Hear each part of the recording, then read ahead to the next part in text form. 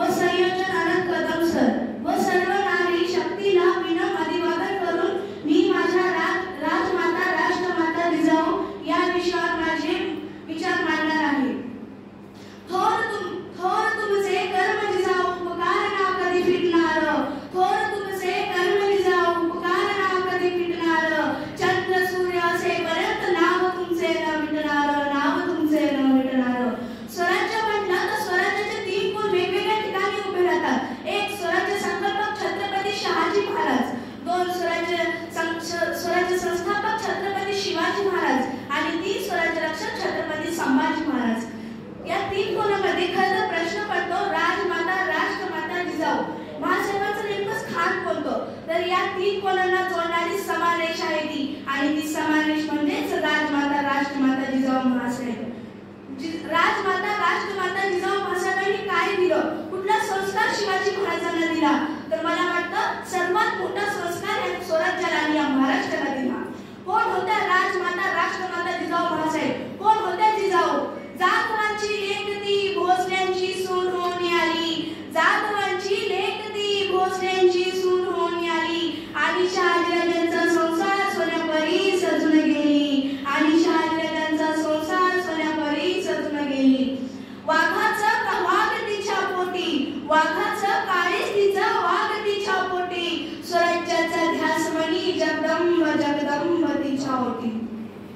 अफजल खानासारखं धिप्पाड संकट महाराजांना चालून आलं तेव्हा रायबा महाराजांना म्हणाले, महाराज आपण कुठेतरी अध्यस्थानी निघून जावं। त्या क्षणी जिजाऊ उद्गार आणि म्हणाल्या, रायबा शुभांची केवळ पुत्र नसून आमच्या मराठी मुलगाचा स्वाभिमान आहे। एक वेळ आम्ही आमचा पुत्र गमावला तरी बेहतर, पण असे भ्याडपणे पळू आमच्या मराठी मुलगाचा स्वाभिमान गमवता कामा नाही।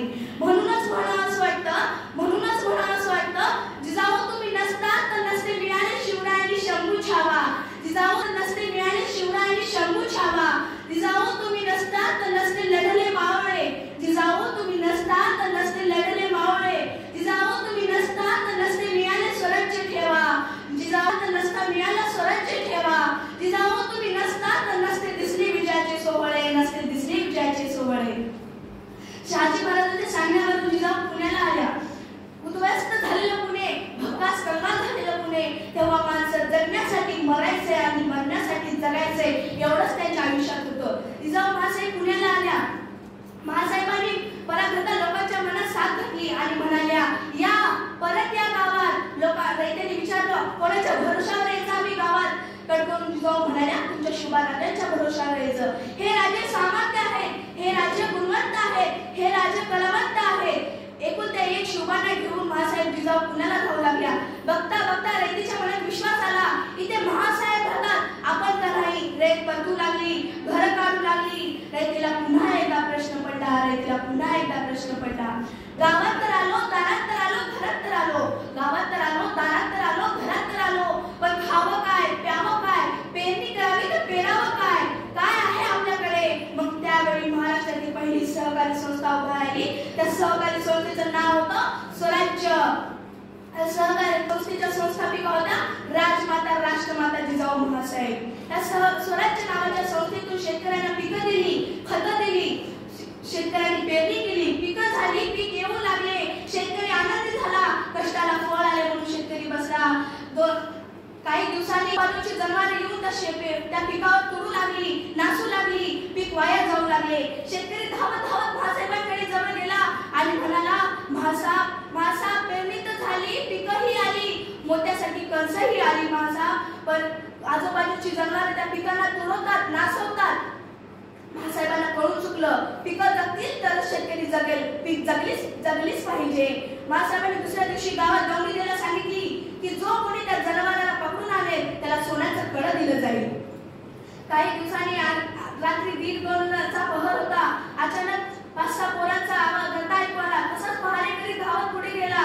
5-6 पोरं, धनीमान पोरं, एका पोराच्या खांद्यावर मोठलं जनावर।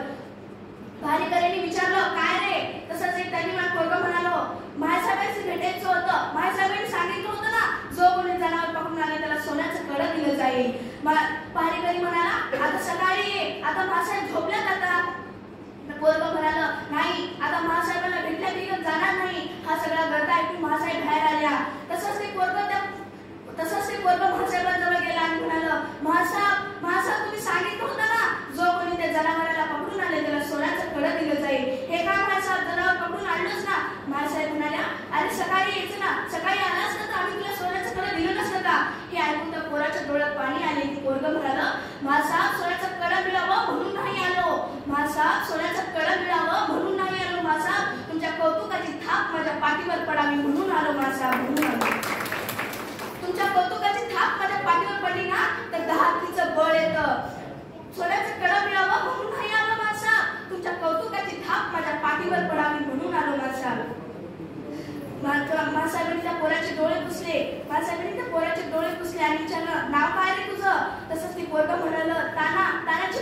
म्हणजे उमरटगावचं जी तसं महासाहेबां जसा तानाजी त्या दिवसापासून महासाहेबांचा झाला तर मरेपर्यंत स्वराज्याचा राहिला. एक कौतुकाची थाप माझ्या तानाजीला घडवणारी ठरवली.